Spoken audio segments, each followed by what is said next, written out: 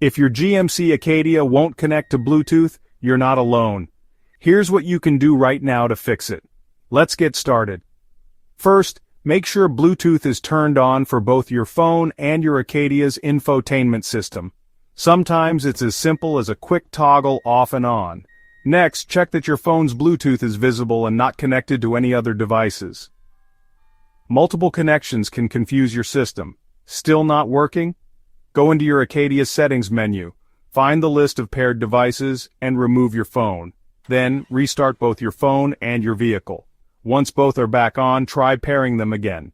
If you're still having trouble, double-check that your phone's software and your Acadia's infotainment system are both up to date. Updates can fix a lot of hidden bugs. And here's a little-known tip. Try resetting your vehicle's infotainment system by holding down the power button for about 10 seconds.